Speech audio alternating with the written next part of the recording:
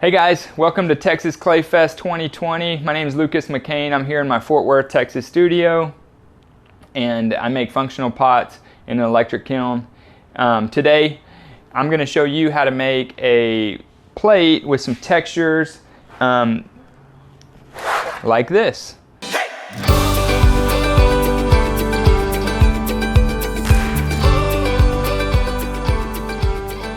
So to start our texture plate, we're going to need to create a disc on the wheel, just like a pancake, a flat pancake of clay. So I've got about 1.5 pounds here. This will make sort of like a salad plate size piece. And one thing about throwing is you want to make sure that you're spinning your clay the same way that you wedge your clay. So when I wedge, I end up with this kind of cinnamon roll looking thing, and you might be able to see it's kind of like a hurricane, and it's spinning this direction. And so I want to keep it spinning this direction on the wheel. My wheel is going to be turning like this, so I want the wedging to go the same direction. If I turn it over this way, I would essentially be unwinding my clay because I'm going to be throwing against the spiral that I created when I wedged. And so you might pay attention to that. When I throw, I don't pat mine into spheres because I forget which way I was wedging, and then it causes problems. So we're going to start with our clay. I've got it on a round bat that's big enough for my plate, and we are just going to create a nice smooth pancake. Start with centering. You can see that I kind of changed my posture. I'm kind of leaning down and I have my elbow up against my hip so that my elbow is not banging around when I'm trying to center. You gotta, if you're sitting, you can do the same thing with your knees or the inside of your thigh. And if you're standing, you have to find a way to help your arm out so that you use the whole weight of your body to control that clay. And now we're just going to smooth it out. Sometimes I'll take my fist like this and just smash it down nice and even. If that doesn't feel comfortable, you can take just a sponge and a fingertip.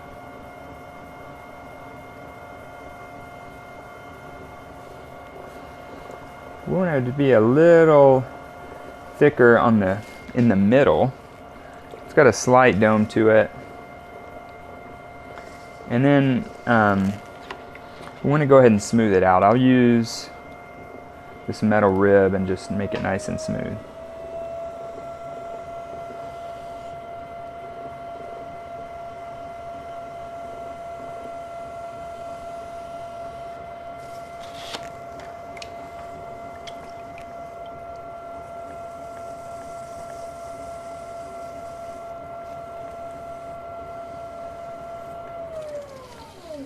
Okay, so this one's a little on the small side, but if I was doing these, I would make as many discs as I could work through in my work time, and I would set them aside, let them dry just a little bit, and then we're going to move over to our work table and do some textures on them. Okay guys, so we made our disc or pancake on the wheel. And before we add texture to this, we need to get it the right moisture level. So right now it's leaving fingerprints, it's sticky. I let it dry up it's been sitting out for a couple hours, but it's humid today. So we're going to use a hair dryer to dry this a little bit.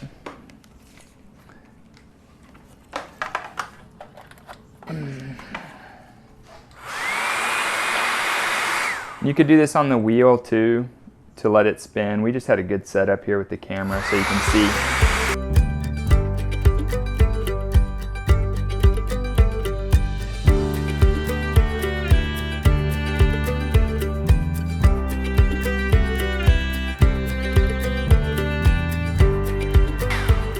Okay, so what we're going for with this, I like to have a little bit of a skin on it where it's just not as sticky. but we have to leave the clay soft so that when we go back to the wheel, we can manipulate this edge and pull the edge of the plate up. So I feel like this one's about right. This is wetter. This is wetter than you would do slab work. You would add texture to slab work. You know, you would kind of want it to be a little bit stiff, depending on how you were doing it. So because it's a little wet, I need to add some type of release agent. So there's a couple things you can use. You can use cooking spray, Pam. You can use WD-40, or you can use cornstarch, and they all work a little bit differently. I'll try a couple of them today, and we'll do a couple different textures. So for textures, the reason I do the textures on plates this way, if I'm gonna attempt this, is because I have a texture I want to use that's hard to control. Say a roller like this that is hard. It would be hard to fit into a perfect clean area of a plate, like a circular bottom or a fine rim. A stamp, if you have a stamp, you can usually control that, and you can put it into small places and you can make your patterns. But if you have something like a lawnmower tire, it's a little harder to control. So we're going to try this lawnmower tire. We're going to try a couple other things, and we'll see how they work. So to put this WD-40 on, you can spray it. It can get a little messy in the studio spraying. A lot of times I'll just use a brush and I'll spray some WD-40 into a container and then kind of brush it on.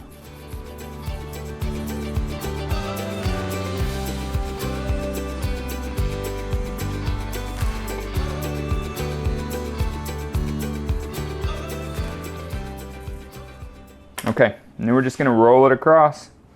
Be nice and steady.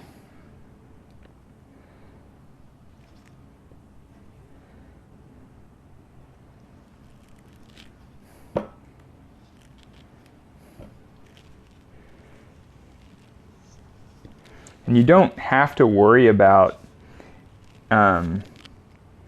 where you want the texture. I'm just going to texture this whole thing, but I'm probably not going to leave texture on this entire plate. I'm probably going to smooth some areas back up.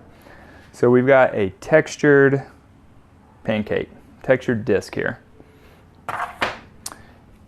And for this one, I'm going to try this. This is a commercial made roller. I don't remember where I bought this, but you can find different wooden. This is wood, maple. We'll use the Pam. Give it a little spray. For these,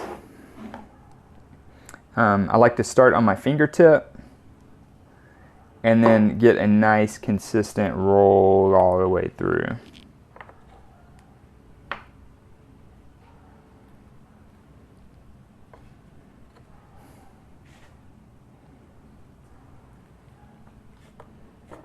Okay.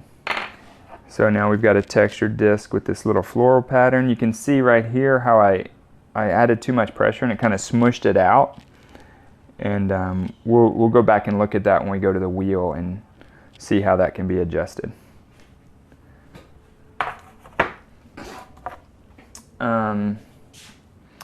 For this one, let's use, so this is a painter's tool. You could make something like this out of credit cards, or by cutting it. So it's just a hard plastic tool that has this scalloped cut out of it, and we'll see how this one does. I haven't used this one before. We're going to spray it with WD-40 this time.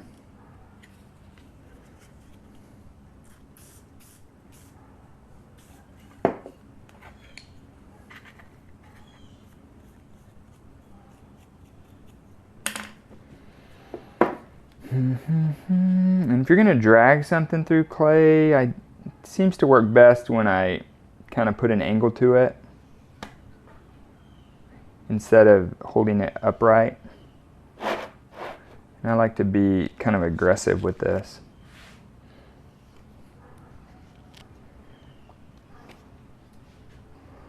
And you don't have to go straight.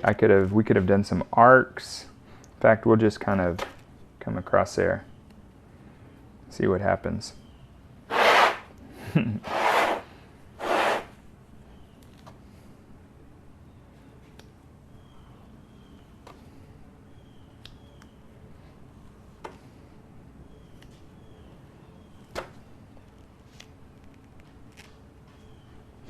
Okay, so you can tell this one has really been roughed up. Looks like we might have destroyed it. So we'll see how that works out when we go back to the wheel. But mainly I don't want you to be afraid. You know, if you mess one up, it's okay.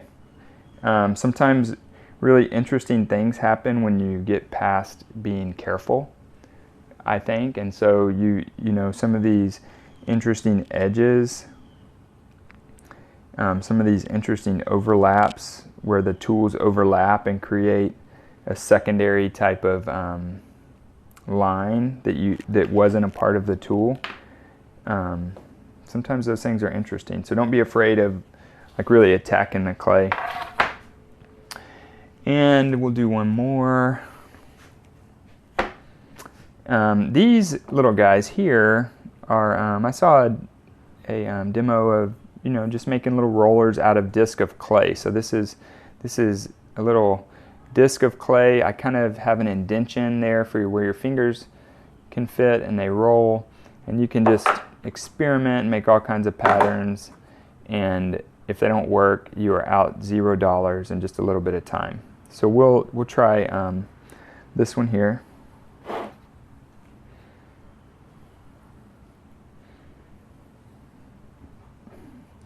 Oh, this is good.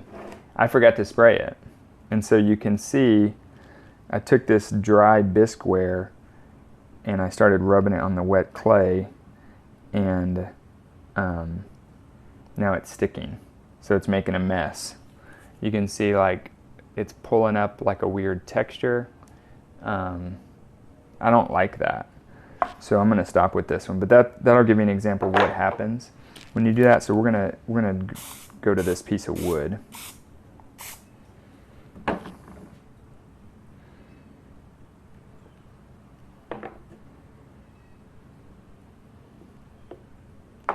Okay. All right, so that's our texture. Get creative, use all kinds of different things when you make textures. Okay, guys, so we have textured up our disc, and we're going to turn the disc that we created into a saucer or plate form. So we're going to lift that rim, if you can see how the rim is lifted. And this one has no texture on it, but I wanted you to see what we're aiming for. So we're going to take our disc that we textured, we're going to come back to the wheel, and we're going to try to retain the center texture, and we're going to create a smooth rim on the outside. To do this, we're going to need some type of stiff tool. You could use, depending on how much rim you're going to be bringing up, you can use something like this, like a wooden rib. I'm going to be using this longer one. It's just easier for me to grab. And we're going to go up underneath, and we're going to lift it up. And then we're going to just do a tiny bit of throwing to it to finish it off. Okay? So just remember, try not to touch the center. And make sure that the rim, the bat has some water on it. And we're just going to go up underneath there and lift. I just slid that rib underneath, hold it for a second. This is what we've got. Now we could stop right there and actually leave the texture everywhere. I like to smooth it out. So we'll smooth this rim here.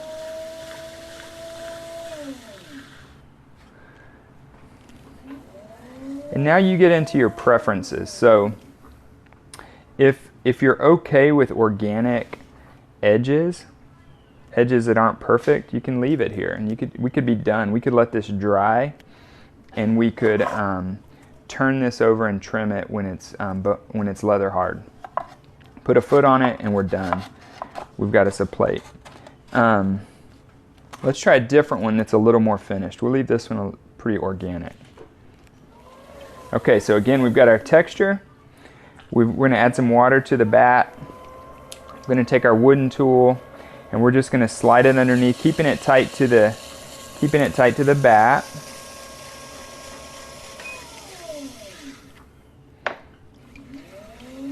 For this one, I'm going to do a little bit of throwing, so I'm going to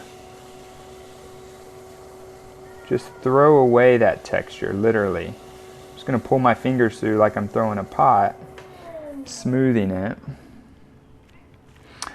For this texture, it's a little more precious. It looks like it should be on something that's clean. I'm going to take a needle tool, and I'm going to trim that edge. So we've got our needle tool.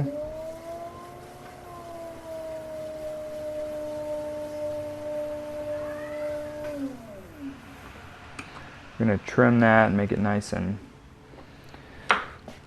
circular, centered. Clean that edge up with a sponge.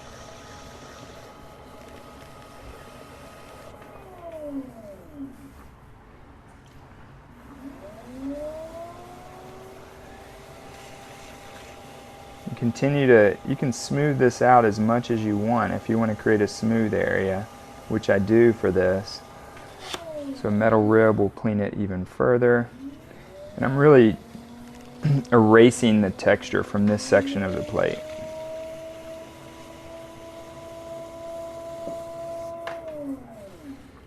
Okay. So there's another example.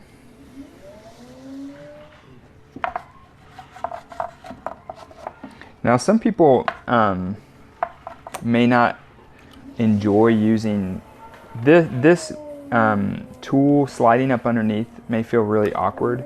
It's also possible to just use your fingers, and we'll attempt that here. So this time I'm gonna press under with my thumb.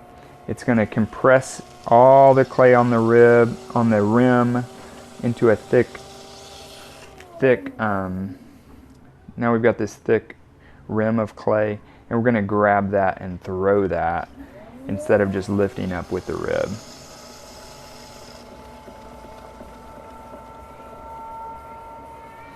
Now I like to run my fingers. You'll see my fingers kind of pause here on the inside. It's creating like a little smooth track.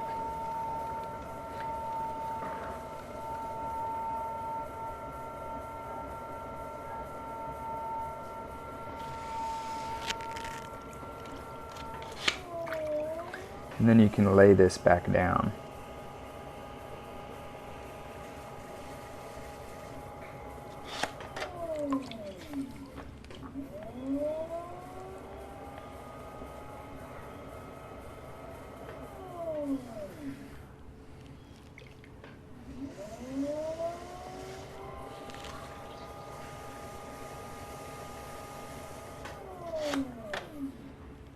Okay. Example number 3. Now this guy was one that got really roughed up when we did our texture. So this one I'm going to kind of soften those things by just slightly wiping it down with the sponge. I just want to take anything that might stick up and be sharp, and I want to get rid of it. Not get rid of it, I want to soften it and change the edge to where there's rounded edges instead of sharp edges that would interfere when people touch this piece. I don't want it to hurt. I'm also going to start by trimming, so I'm not fighting with this edge, just trimming a concentric circle.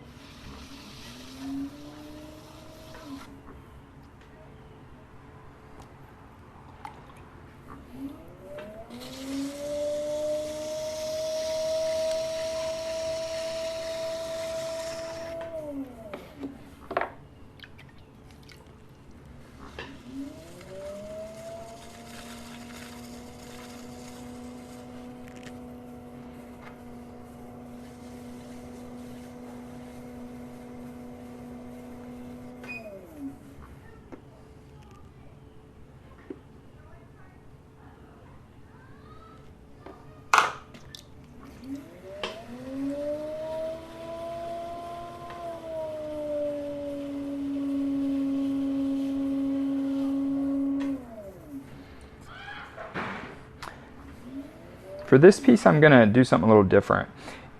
We've got texture going almost out to the rim. I'm going to come inside and I'm going to smooth out some places on the inside and just see how this works. I'm just choosing a place to erase the texture.